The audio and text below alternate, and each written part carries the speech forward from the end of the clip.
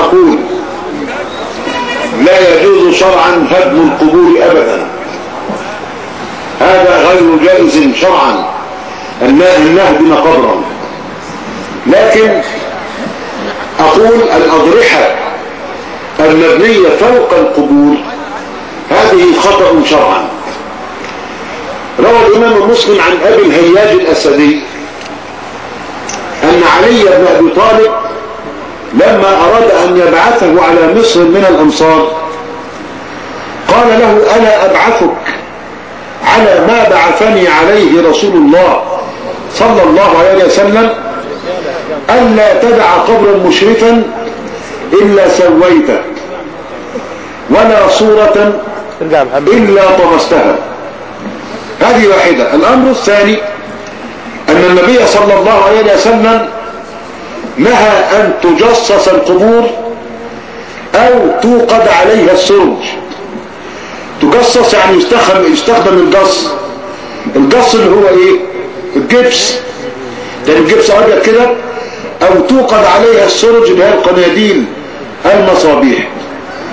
الأمر الثالث أن النبي صلى الله عليه وسلم نهى عن اتخاذ القبور مساجد.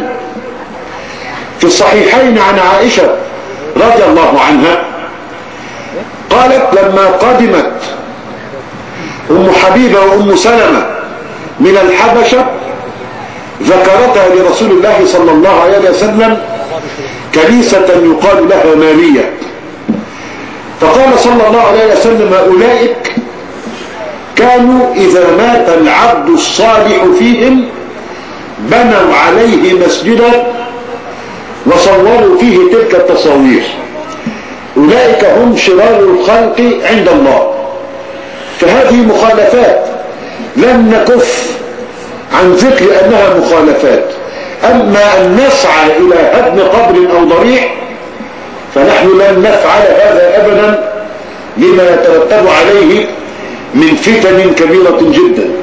إن اقتنع الذين أسسوا هذه الأضرحة بأن هذا مخالف لشريعة الله فعليهم هم أن يهدموا هذه الأضرحة وأن يخرجوها من المساجد.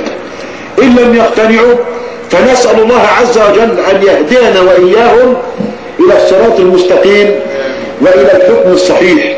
وقد روى الإمام مسلم عن علي رضي الله عنه أن النبي صلى الله عليه وسلم قال له يا علي قل اللهم اهدني وسددني واذكر بالهداية هدايتك الطريق واذكر بالسداد تسديدك السهم. انت لما تقعد تصور وتنشن وبعدين ترمي يا السهم يقع في الهدف بالضبط او يقع قريبا منه، وهذا معنى قوله عليه الصلاة والسلام سددوا وقاربوا. لكن لن تجدنا ابدا واقفين على هدم ضريح، خلي بالك. لكن انا علي كداعي الى الله عز وجل ان اذكر لك ما ورد في الكتاب والسنة وان اتيك بشهادة وفتاوى كبار علماء الازهر كالشيخ شلتوت، الشيخ عبد المجيد سليم، الشيخ البشري، الشيخ حسنين مخلوف، الشيخ محمد رشيد رضا، الشيخ محمد عبده، الشيخ السيد سابق. نرضى دول لما نرضاش اجيبهم لك. والله عجبك كلامهم خده، ما عجبكش دي مسؤوليتك وانا حذرتك، لكن لن اقف على هدم ضريح ابدا ولا اظن ان اخواني سيفعلون هذا. صح ولا مش صح؟ صحيح. بارك الله فيك يا شيخ. اقول قبل هذا استغفر الله لي ولكم واستغفر الله. في اسئله كتير يا شيخ، في اسئله كتير، في اسئله كتير معايا من حضرتك. أبي مريض فأرجو الدعاء له بارك الله فيكم وفيك بارك الله. سبحانك اللهم بحمدك وتبارك اسمك وتعالى جدك ولا إله غيرك. اللهم صل على محمد النبي وأزواجه أمهات المؤمنين وذرياته وأهل بيته كما صليت على آل إبراهيم إنك حميد مجيد. أسأل الله العظيم رب العرش العظيم أن يشفي أباك شفاء لا يغادر سقما. أسأل الله العظيم رب العرش العظيم أن يشفيه. أسأل الله العظيم رب العرش العظيم أن يشفيه أسأل الله العظيم رب العرش العظيم أن يشفيه. أسأل الله العظيم رب العرش العظيم أن يشفيه. أسأل الله العظيم رب العرش العظيم أن يشفيه. أسأل الله العظيم رب العرش العظيم أن يشفيه.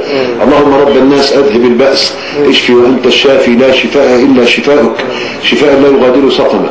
اللهم رب الناس أذهب البأس اشفي وأنت الشافي لا شفاء إلا شفاؤك شفاء لا يغادر سقما. قل أمين. ما تأمنش ليه؟ اللهم أمن. اللهم رب الناس أذهب البأس اشفي وأنت الشافي لا شفاء إلا شفاؤك شفاء لا يغادر سقما.